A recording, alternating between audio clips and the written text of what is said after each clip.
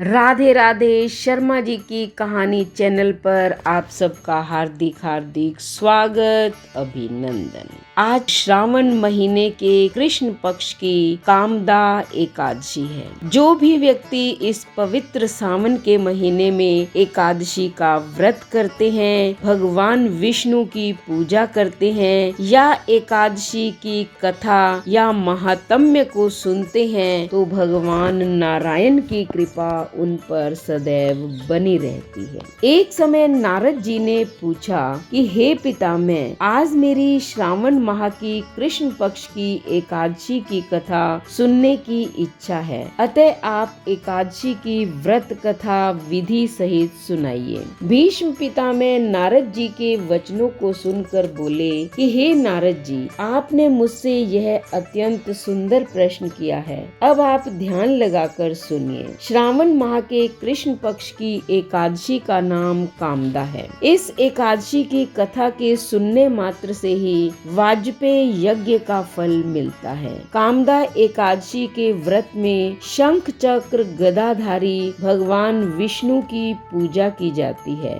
जो मनुष्य इस एकादशी को धूप दीप नैवेद्य आदि से भगवान विष्णु की पूजा करते हैं, उन्हें गंगा स्नान के फल से भी बड़ा फल मिलता है। यही फल सूर्य चंद्र ग्रहण केदार और कुरुक्षेत्र में स्नान करने से मिलता है। श्री विष्णु भगवान के पूजन का फल समुद्र और वन सहित पृथ्वी दान करने और सिंह राशि वालों को गोदावरी नदी में स्नान करने के फल से भी अधिक होता है। भगवान विष्णु की पूजा का फल श्रावण मास के कृष्ण पक्ष की एकादशी के फल के बराबर है। अतः भक्ति पूर्वक भगवान की पूजा न बन सके तो श्रावण माह के कृष्ण पक्ष की कामदा एकादशी का व्रत अवश्य करना चाहिए। आभूषण से युक्त बछड़ा सहित गोदान करने से जो फल मिलता है, वह फल कामदा एकादशी के व्रत से मिल जाता है। जो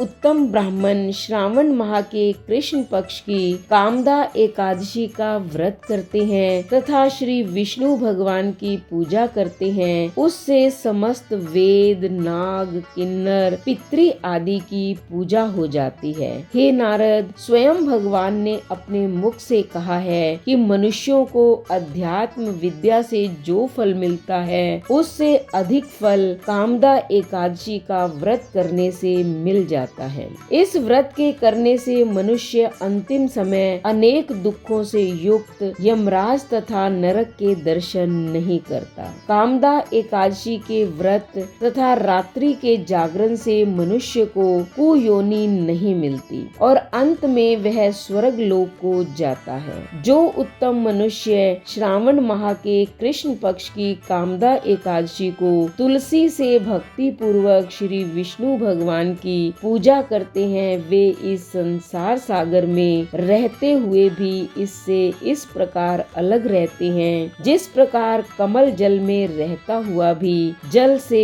अलग रहता है। भगवान की तुलसी दल से पूजा करने का फल एक बार स्वर्ण और 4 भार चांदी के दान के फल के बराबर है। श्री विष्णु भगवान रत्न मोती मणि आभूषण आदि की अपेक्षा तुलसी दल से अधिक प्रसन्न होते हैं। तो जो मनुष्य भगवान की तुलसी दल से पूजा करते हैं, उनके समस्त पाप नष्ट हो जाते हैं। हे नारद, मैं स्वयं भगवान की अत्यंत प्रिय श्री तुलसी जी को नमस्कार करता हूँ। तुलसी जी के दर्शन मात्र से मनुष्य के समस्त पाप नष्ट हो जाते हैं और शरीर के स्पर्श मात्र से मनुष्य पवित्र हो जाता है। तुलसी जी को जल से स्नान कराने से मनुष्य की समस्त यम यातनाएं नष्ट हो जाती हैं। जो मनुष्य तुलसी जी को भक्ति पूर्वक भगवान के चरण कमलों में अर्पित करता है, उसे मुक्ति मिलती है। जो मनुष्य एकादशी के दिन भगवान के सामने दीप जलाते हैं, उन उनके पितृ स्वर्ग लोक में सुधा का पान करते हैं। जो मनुष्य भगवान के सामने